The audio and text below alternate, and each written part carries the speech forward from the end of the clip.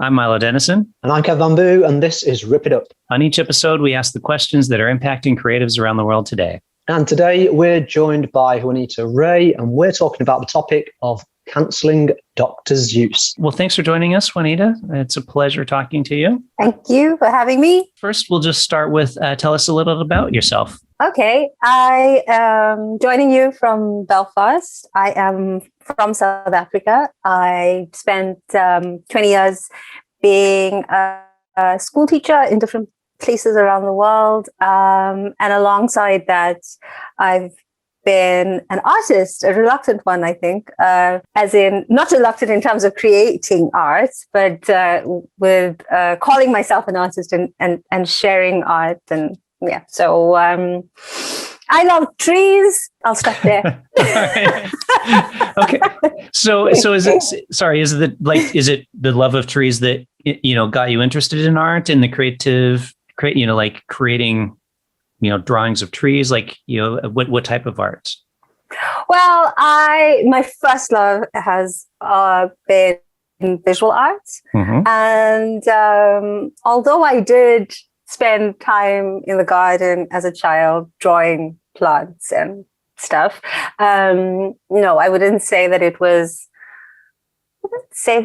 trees that got me. But, now that you asked it in that way, something does come to mind. So I think I first fell in love with visual art and painting and drawing in particular when I first saw the creation of Adam in a fold-out book by Michelangelo, and I opened it up and could feel the electricity between their fingertips and knew I wanted to go there. And also, it got me into painting and drawing. And I think the connection to trees is probably because I'm a nature person and very much in the outdoors. It's, in a way, I suppose, feeling the energy of life and expressing it. Yeah.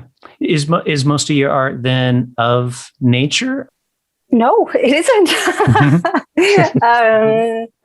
I tend to take a plethora of nature photographs. That happens a lot, and videos, which I then sometimes do stuff with. But most of my writing and visual art is more to do with. It depends. It ranges from abstract in art stuff that I've experienced through meditation and want to express, I guess. And then there's a lot. I've recently worked on a lot of self-portraits, and I think more recently my focus has been on self-image, and it's directly stepping into my discomfort zones because, so I've been writing about and painting topics that I found difficult to address before. Yeah. So a lot of self-image, sexuality, mental health, and trees. Cheese? No, trees. Oh, trees. Okay. I thought you said cheese for a minute. It's like, wow, you draw cheese. Is it the square cheese or the circular cheese? Cheese with holes. It's the new still life alternative. Do you feel that then with parts of that brings in a kind of element of like artist activism in a way, in some senses, with the topics that you kind of cover? Yes, very much so. So for me, I know that I've recently stepped into the space of accepting myself as an artist. Sorry, see, I'm cracking up. It's that new thing, isn't it? It's like Milo still calls himself an actor, but I call myself a photographer. But not that I am one, exactly. Yeah, exactly. I'm with you.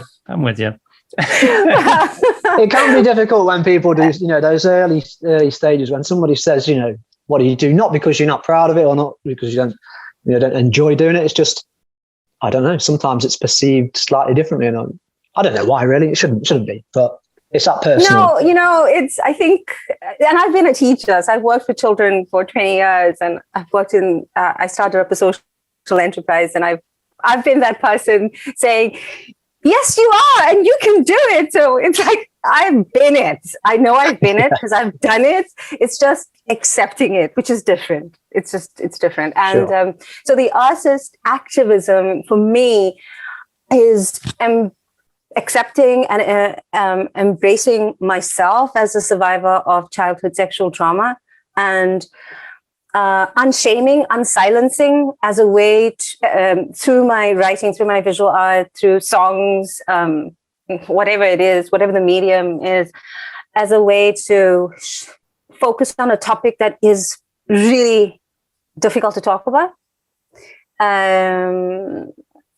So, and through that, I found that it has opened up doors for other people. I've recently been sharing things, and people have got in touch with me, and it's basically saying, you said what I felt, or you said what I feel, and I'm stepping more into that work of merging my education background and my work as a mindfulness and yoga facilitator to create spaces for people to explore art, whatever the medium is, it doesn't matter, yet it's a way to be with ourselves. Yeah, that seems like a great way of processing, the things that you want to talk about that are really important to you. And, talking of difficult kind of questions, we're going to kind of go on to the first part of our survey and the questioning that comes about with this whole Dr. Seuss title and the topic that we're going to discuss today. So, yeah, we really, we always put this out each week, each fortnight or whatever, and we pose a few questions to the public to get a little bit of their perceptions. And this topic, of course, obviously is surrounding the recent kind of cancellation or removal of 6 Dr. Seuss titles. So we started with a really easy kind of question, or you may say, we always say an easy question.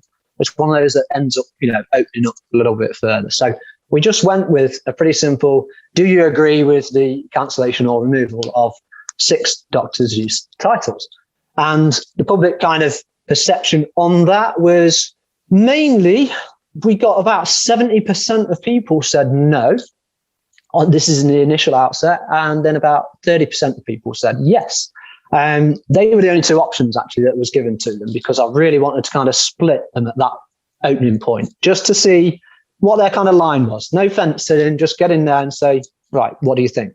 So a few of the initial replies to that was, I generally don't agree with the cancel of anything. That's all that they put. And then another person put, yes, but it's not cancel culture.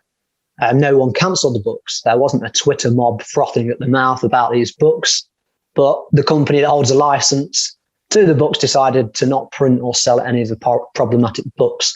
They are fully within their rights to not do this. So I'm going to kind of ping that one back, and I'm going to go to Juanita first, and what your initial thoughts are on that pretty, like you say, divisive opening question, which was, do you agree with the cancellation or removal of 6 Dr. Seuss titles? So I'm going to approach this with from 2 angles. One as an artist, and the other as a person who's worked in schools and with children and have read the books.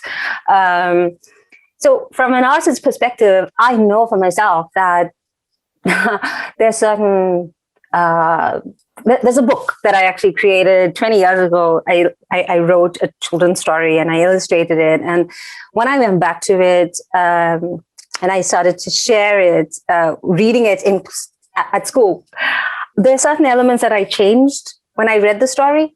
When I created it, it was a creation story. And there's something in there about God created the world. When I read the story at school, I changed it. Nobody said to me that I wasn't allowed to read that story. I changed it based on who I was reading it to. I changed it looking at my audience, knowing that, okay, I want my audience to engage with the story. And from the point that I had written it to the point that I was now a teacher in all these different schools, my worldview had changed.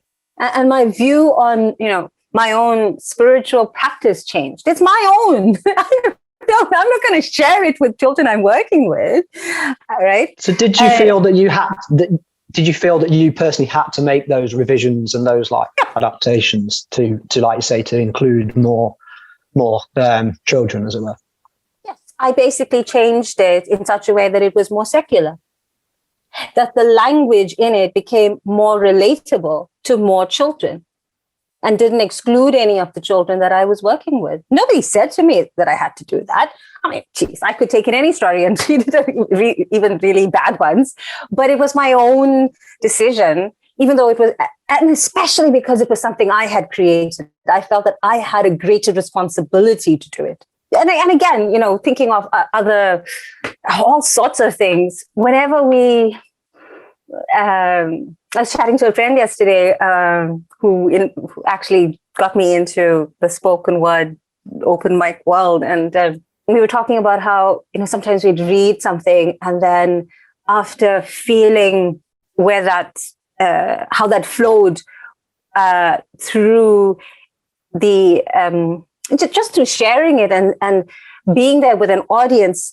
we both realize that we do very similar things, that we go back and we change things. Not because the audience said that didn't work and I didn't like that. It's just something jarred, and that comes from the interaction. That comes from it being in the world. So now taking that to the books and the decision to pull those titles, that's a decision made by those who are taking responsibility for it. When I saw it, my first response to that was, I didn't see it as cancel culture. I saw it as them seeing where we are in the world, where the world was when those books came out, and where we are in the world now, and the responsibility to all the children, especially children who are the least heard. And so I felt, okay, I'm okay with that.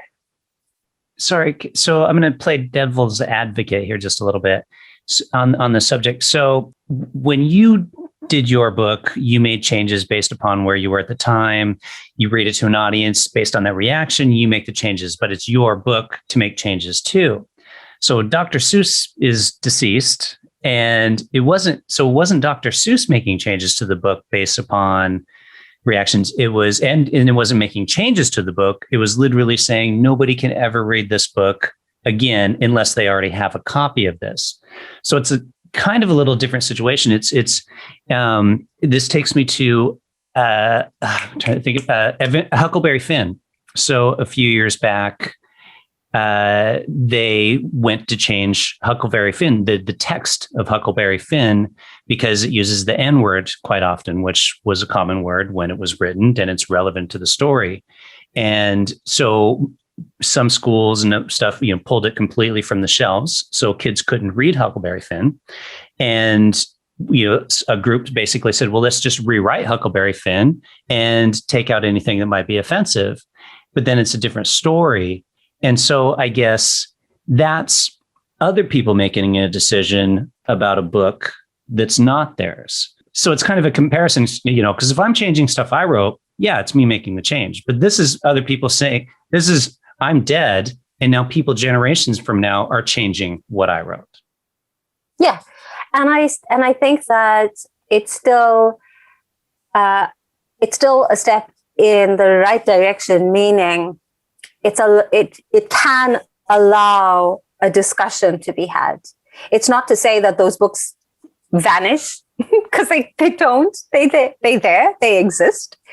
And maybe it's an opportunity to talk about what are those elements in the book, and for children to respond to them directly. I'm not working as a school teacher right now. I don't have a group of children I could walk into and pick up a book and ask them to read it and ask them, how do you feel? Yeah. How do you feel about that one? I'm talking about those 6 titles, right? And I think that would be a good place to be with it, because it's a discussion and we have to talk about it. And it's all about, finding out what each, in each person's mind, in each child's story, how the language makes them feel, and if there was anything about it that they'd want to change. So the artist creates what the artist creates. We respond. That's always going to happen, and there are always going to be things that we feel connected to, or we don't feel connected to. Yeah, I think I'll just quickly chime in. I think that, it is. I definitely think it's important in terms of, for educators, as it were, to kind of have those titles. For that reason, they probably shouldn't be removed in that sense or cancelled or whatever. Because I can't remember all of the titles, but I think the Dr. Seuss ones. I think it was if I ran to the zoo, McElligot's Pool, and to think I saw it on Mulberry Street. I think. Trying to think of the other. Beyond Zebra. Yeah, I've got them here. So that's the only reason why I know them, is that they're right in front of me. Beyond Zebra, Scrambled Egg Super, and the Cat's Quizzer. Yeah, and that hit up the whole 6. Thank you, Milo. And yeah, I think from an educational point of view, that when it comes to any literature, in the sense, is that when we're learning and maybe kind of looking at what we can change or have our thoughts, people still need access to that material in terms of being able to have a conversation, just like us 3 are today. Regardless of the level of education, that should be, definitely accessible. So probably it talks more about where we're looking at, where does it lead to if we start removing stuff. Yes, thankfully we do still live in a society where, an educator can get hold of, copies of certain books that are no longer maybe in the public domain, but that could become more increasingly difficult. So while those conversations can still be had, I think that those pieces of literature are still important to be able to actually be read as well. It's that kind of whole burning books kind of thing, in essence, if we're taking that away. So, sorry, yeah. So what came to my mind was a lesson that I was doing with year 5 learners on, essentially it was fake news, right? And so what did we do? So what age group would that be? Year 5 9 and 10. 9 and 10. So fake news. And at the time, we simply got a Trump tweet. Oh, no.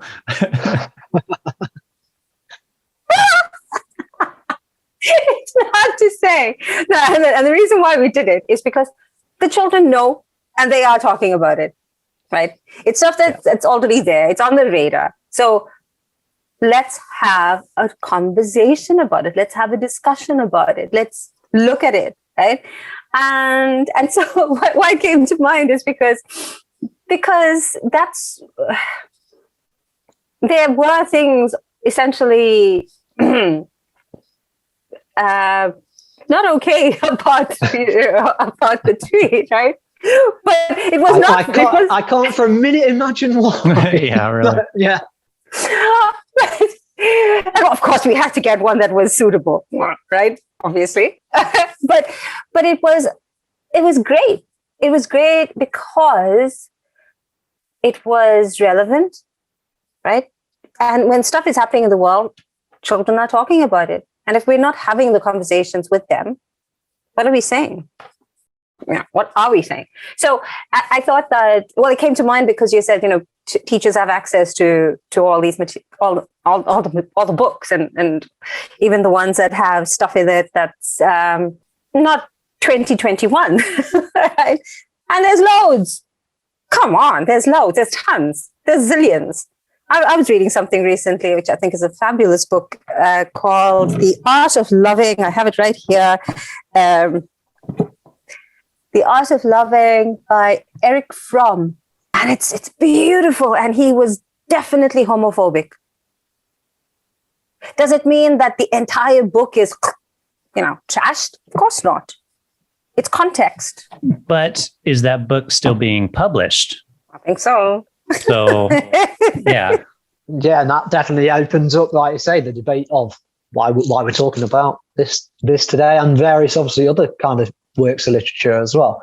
I'm going to kind of move on to the second question, because obviously that opening one was just a pretty kind of divisive one, and we know that the topic is going to be divisive for very many different reasons. So the next question that we had on our public response survey was, so we asked them, you may have grown up reading or watching some of those shows, the Dr. Seuss shows, with these stories included.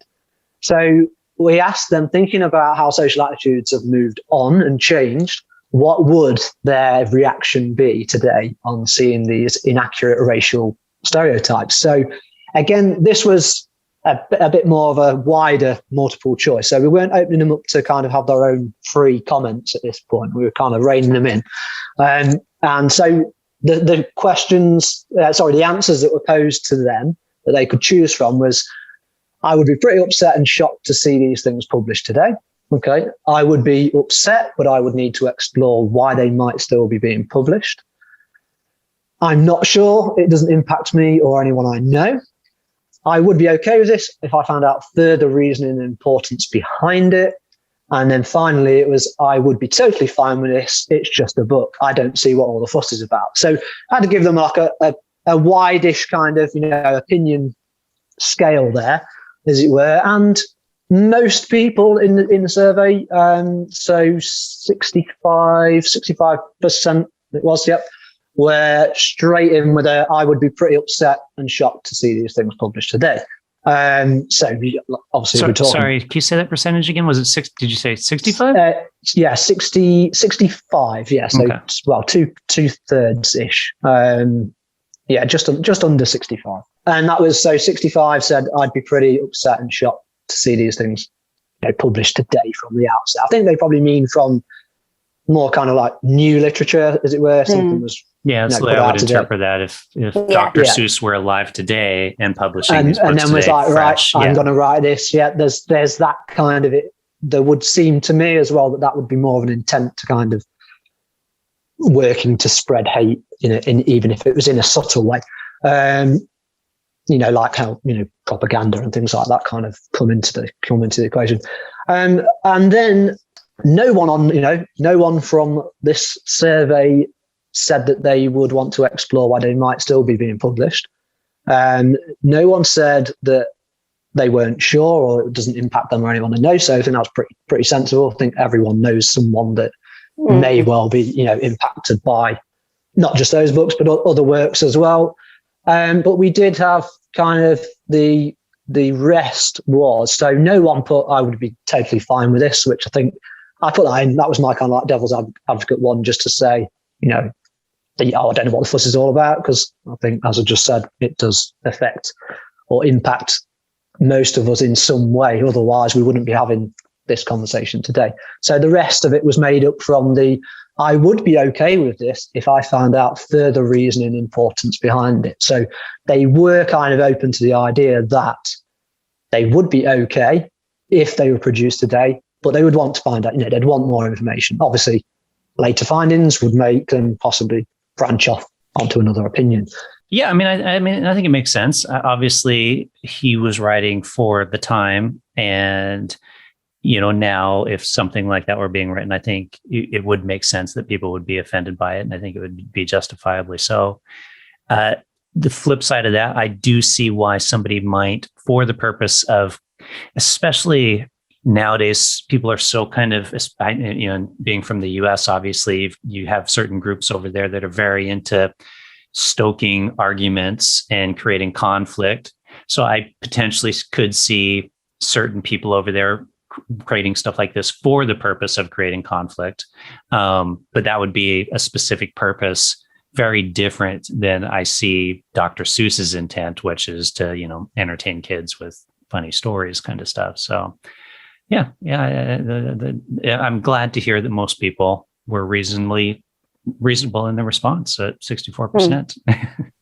I'm going to just quickly chime in there before, because I think you referencing about kind of obviously doctors' use no longer being around, and about the kind of then people purposely kind of creating this kind of atmosphere of cancelling, or, it's like the reverse intent. Someone may have wrote something to do something bad, or may have not even had that intent, but then there's a group of people that will come in, these kind of cancel culture style people that, regardless of the content, doesn't matter what.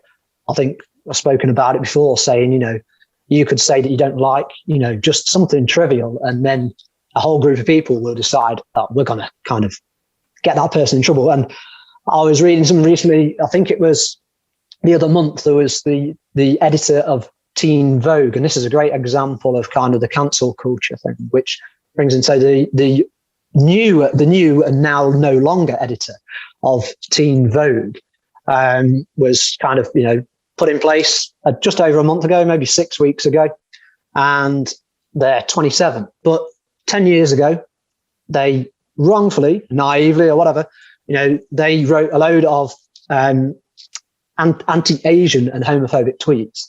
And so when they were younger, 17, I think it was, they put these kind of tweets out there. And then later on, obviously, in between that time period, this person's obviously clearly grown and been less impressionable from others, or is not trying to be as impressionable to others.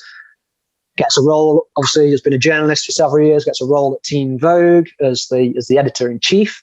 And then I think 20 or 20 plus employees there kind of are like, no, we're not having this. And then another journo then starts digging up tweets that obviously she made when she was not even an adult. Obviously she was responsible for what she wrote. I think she even kind of had apologized even shortly after the time she wrote them, apologized then recently as well. But I think that's one of the points where we kind of, this person then lost their job because of something that they wrote 10 years ago, when they hadn't really even developed as an adult, in their thoughts and minds, and that throwaway culture of, I'm not saying that what they wrote at the time was right at all, but is it right that the person lost their job for something when they weren't necessarily probably, they may not have been in the right place or whatever? And it's a good example, because it's kind of especially of cancel culture, because it brings out that thing of cancel culture doesn't allow people to apologize properly. And I think that's one of the main points, is no one's getting a chance to kind of say, I can learn from this. I buggered up, I've messed up big time, but I'm going to grow from this and learn from this and develop and be a better person in the long run.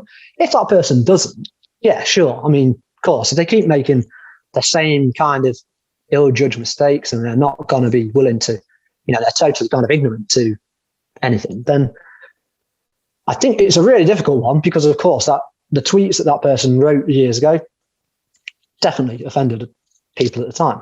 But I don't think they even were anyone of any, any public stature or whatever you want to call it. Not that matters, because we shouldn't be promoting those kind of attitudes regardless. Like say in our classrooms, young kids will read them and think that that's right. So that's totally wrong. But I think we've got to have the context of, if someone can be, sincere and apologize about something and grow from it, surely, is that taking that, the cancel culture element there, is that taking that to the extreme where someone loses their job, even though the company that she did, that employed her, they actually, they had that conversation with her in the interviews. They knew, they were aware of those, that previous history, a bit like somebody having a criminal conviction, for example. They've wronged in the past, but they're admitting that in their interview, and then they're saying, okay, yeah, we understand that. Let's go forward. That was like my little bit in there, just to note on kind of cancel culture, because there are examples out there that kind of do seem to be going a little bit too, I would say, are going a little bit too far. But I can see the reasons why Alexia Nakaman, that was Teen Vogue's, was the editor for, I think, 13 days before she actually resigned and said, I'm going to obviously there was pressure to resign, but she resigned. She wasn't actually sacked, but she had done work during that time in the years after she was, young and naive or whatever. She had actually done a lot of work kind of in support of minorities, because she's from a so-called minority herself. She's got a black background. So yeah, very naive to do the tweets at the time, but I thought I'd just put that one in because I think that kind of, it gives a little context to the cancel culture. It's not quite on the Dr. Seuss part, but it's definitely linked to the wider impacts that it has on society and especially social media. So yeah, I'll pass on to you, Juanita, for that one. I have so many thoughts, but I want to zoom out to where are we in the world? Where are we in the world? I come from South Africa. I grew up in apartheid, right? My first job, I was part of the non-white quota. I know that I was. I mean, the first democratic election was in 1994. That was when I finished high school. The university I went to, I was the second intake of non-white students. The first school that employed me. Whether I was a good enough teacher, well, it turns out that I was, but they had to. It was their responsibility in that transition to be employing non-white teachers because our world was changing. That's where we were in the world.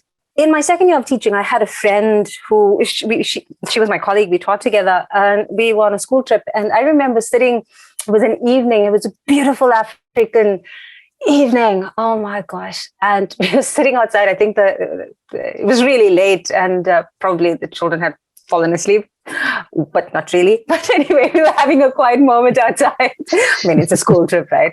And I remember her saying to me, when I was a child, when I was the age of these children that we are with right now, I would go on camps where we were told that we were superior because we were white and because we were Afrikaans. We were superior. And when I think back to what I was told then and who I know of you, what I know about you, this person sitting with me now, everything I was told then was a lie. She didn't have to tell me that. She didn't have to tell me that she'd been, programmed to be racist, but it was her own realization. And what I felt when I look back on those years, and there were lots of incidents. Oh my gosh, there were so many incidents of absolute blatant racism. Utter, complete. It was 2000. It was early days. Our country was changing, the world, our world was changing, right? Now, why am I saying this? Because we may have come a long way and we haven't. We haven't. The reality is the majority of the world's voice isn't heard. The majority of the world's voice is misrepresented most of the time. The literature, most of the literature out there, and I have used literature to teach children how to read and write in various countries around the world. Most of it is not representative of the children's faces themselves, right? Now, why am I saying this? I'm saying that, yeah, there are so many dangers to categorizing a person at a certain point in their lives and making them, a green triangle, and that's all they're ever going to be. But people change, right? People can become blue circles, and multicolored diamonds. And I know from having lived through apartheid and having lived through the transition, been in the face of total racism, that it takes time for people to recognize that they themselves, that we ourselves have been racist in different ways, right? And And when the language and when the images, when the programming is so subtle and it's so pervasive, it's hard to listen to your own sense of humanity and decide for yourself, what do I think and what do I feel? And I appreciate my friend who sat there that night and told me that, because she was telling me what she felt. It had nothing to do with what she'd been told. So I think that where we are in the world is crucial. And if anything, when I watched Black Lives Matter erupting, it was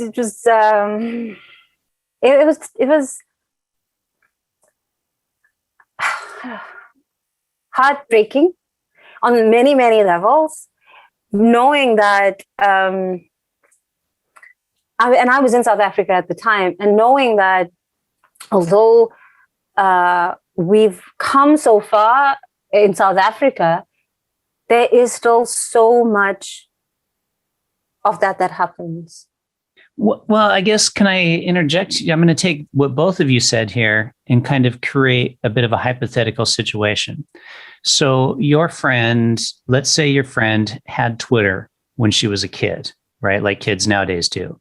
And at the time when she was a kid, she was taught these racist things.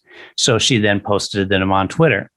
She then grows up, meets you, and realizes, oh shit, I was being taught racist things. I'm not that person anymore. I've now become a better person, and then goes out and does her job.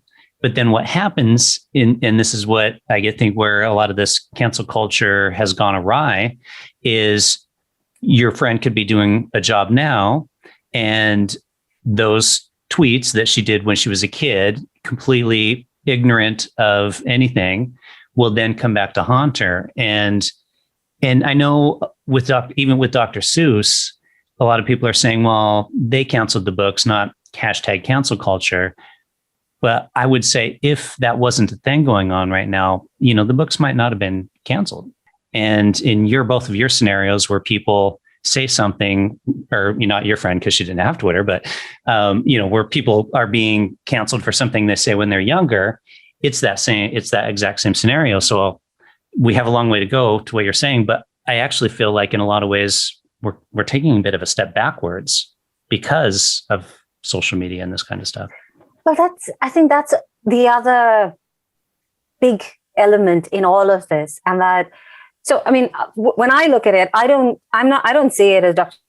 Seuss being canceled at all. She said, how many books are there? Right? Right? Yeah, exactly. And for me, it's okay. There are some that at the time that they were written, like the book that I showed you, this person who wrote it, I don't know, maybe early 19th century. It's just, and this is and that's why I brought up the example of my friend. It's context. It's context. And if my world is this big, and in my world, this is what I'm told, that's all I know. And only until I have, this happens or that happens and that happens, and there's other people in my world, and I start to see, oh, actually, my world is not what I thought it was, right? And we all need that. Gosh, we're human beings. That's just how we are, and that's we make mistakes and we grow from that. So I don't see what's happening with these books as cancel culture with Dr. Seuss at all. I think it's an opportunity. It's a learning moment, and it's an opportunity for teachers to pick up the books and have a discussion and ask children what they think about these things. Because how else do we find out what our views are? And sometimes our views can be wrong. Sometimes our views can be biased. Sometimes they can be, this big, because that's all we know, right? So, I mean, I think it's a great opportunity to have those discussions. I think for me, having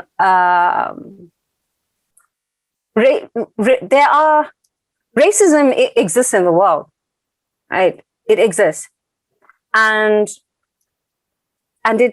is something that we have to respond to. And it is our responsibility to do so.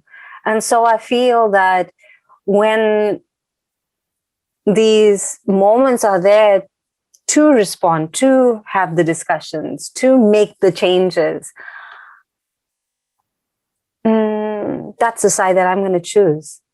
Yeah, I was just going to say, it's definitely a moment to, it's definitely an opportunity to start listening to people, especially for people like, myself and Milo. We will be the first to admit that we're incredibly, even though we may not even realize it at times, we're incredibly privileged just by, being white males, So when it comes to an opportunity to learn, and more importantly, I think listening to people is this kind of moment is when that conversation goes down a certain route. That's certainly a moment to actually listen to people, rather than we always can natter to each other all day long about chips or sausages or whatever. But or tea. It's important to listen to the tea, exactly, yeah. Or tea, yeah. But it's definitely important to for us to take that moment and actually listen to people that matter. Yeah. Well, speaking of listening, how about Juanita entertains us with her first performance What is that piece? sound effect? Yeah, that's Was me. that a dramatic? Yeah, dramatic pause there as I speak with my hands and smack my microphone stand. Yes. you're now adding in live effects, live sound effects, real time, audience, real time. Yeah. Okay, sorry. So wait. You distracted me. So what? I was saying, let's hear one of your pieces. Let's okay. Let's sure. Go into your first performance piece. Okay, so this is something that it's a multimedia piece. It's something that I created about 10 years ago. It's video footage and poetry and some music elements. And the video itself was put together by a friend of mine. And when he made the video and he put it on YouTube, I said to him, take it down. Just take it down. I don't want to look at that. And he says, what? He was like, why?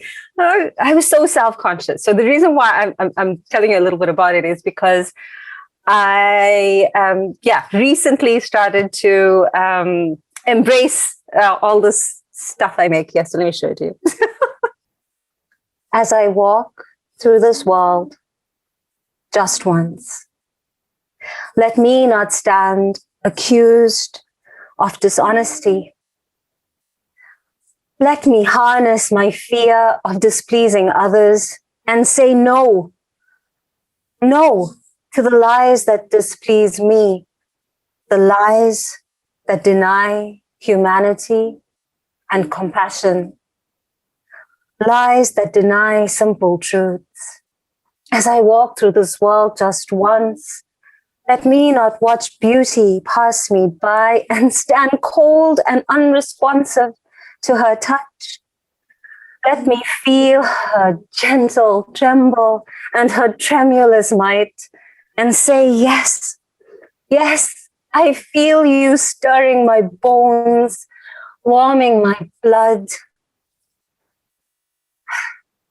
halting my breath as I behold beauty.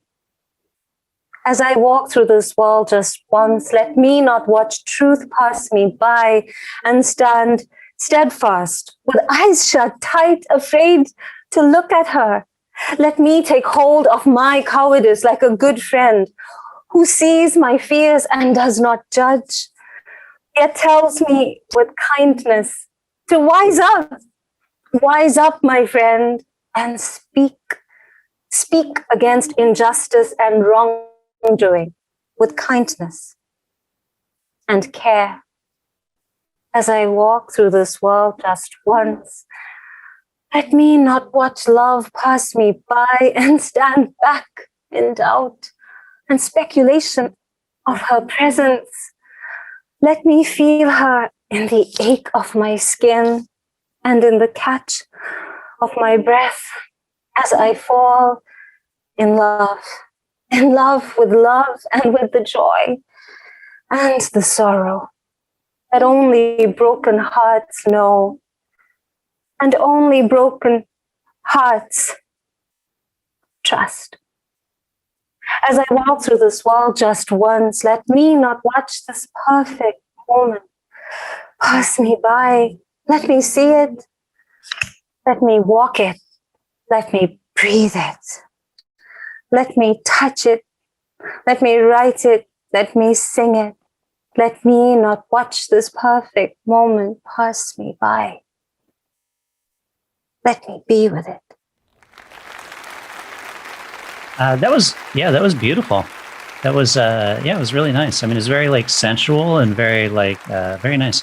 I'm gonna go steal it and recite it to my girlfriend, and she'll be like, "Ooh." You just like, yeah, that's a spin on it. Point score, trying to point score there. Yeah. She'll be so impressed. Aww. Yeah, it was. No, it was really great. That was really great. I really enjoyed it. Very impactful, that was actually. Thank you.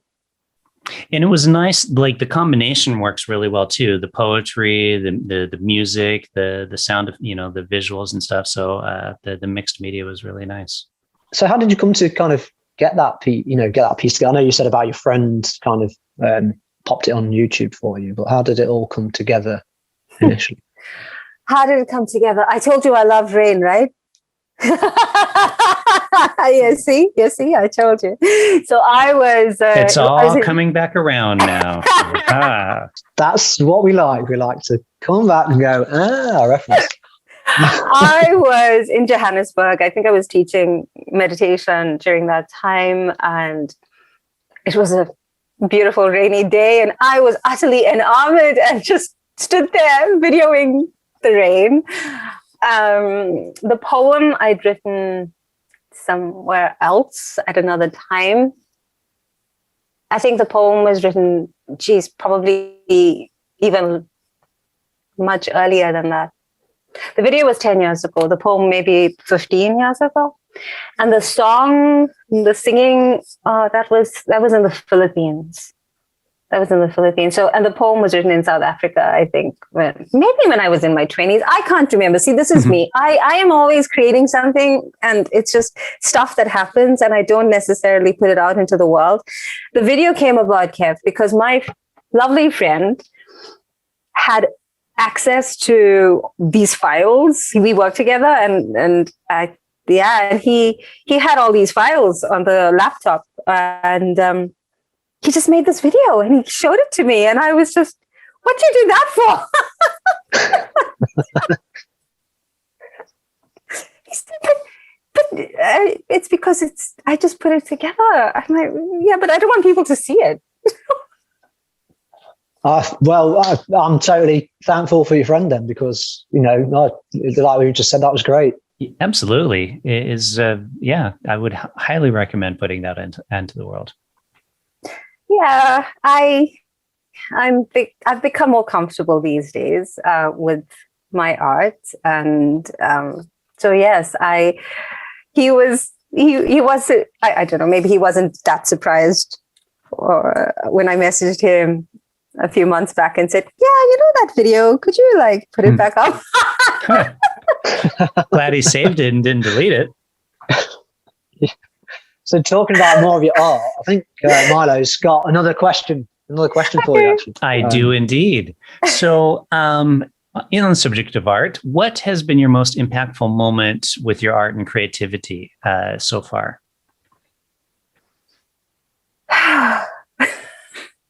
Sorry, that was a big exhale. Take a longer breath. Yeah, exactly. I think for me, the most impactful, there are a couple of things. Essentially, sharing it and performing it, which I've only started to do in the past few months. And I guess the responses of people, especially with some of the more difficult topics and darker topics, and that by me being brave enough to be terrified and just put it out, that it encourages other people. I've made a few new friends over the past few months, all artists, and some of them are mentors, some of them I'm starting to do stuff with, and all of us are survivors of sexual trauma. And I think that for me, I guess the most positive, the proudest, most impactful is I think it's not a specific thing. It's more the place that I'm in now. Yeah, I think that's more it. I'm proud to be here. It's taken me a long time, and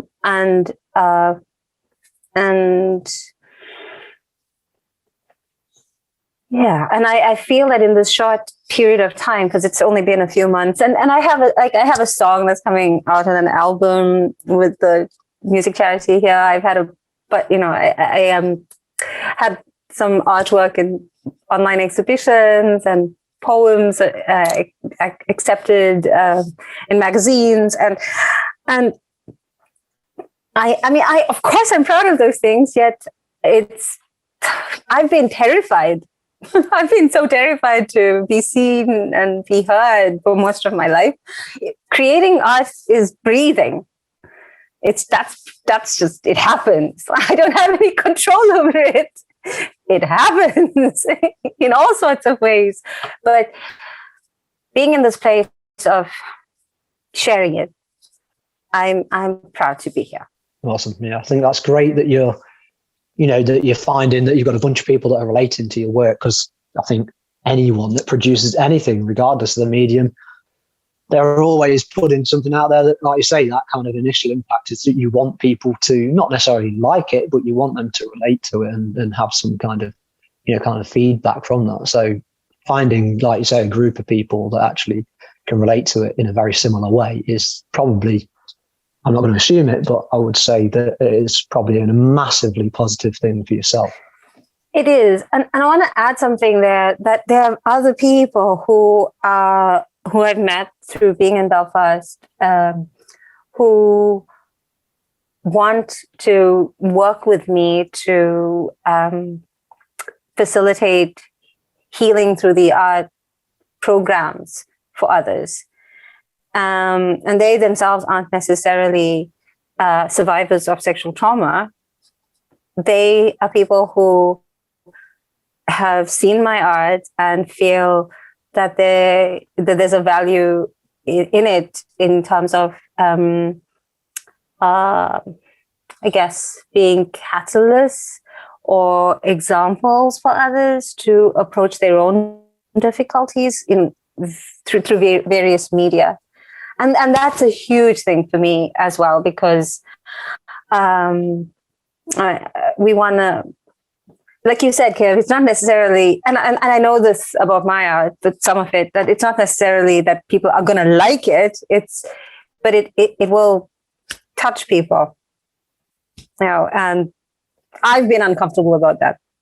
No, absolutely. It's not sharing things that are incredibly personal to yourself is never an easy thing when you're opening that up to, a wider audience, because, you're exposing yourself. And I'm sure we've all not had to do that, but we've all done that with our own creative outputs at some point. We've kind of exposed ourselves to kind of help other people, or for the benefit of other people. So yeah, no, there's absolutely zero shame in what you've done. It's absolutely brilliant what you're doing. I think if anything, it should be, it's very, very honourable. Actually, I don't think anyone could say that it's a bad thing at all. It's great. I don't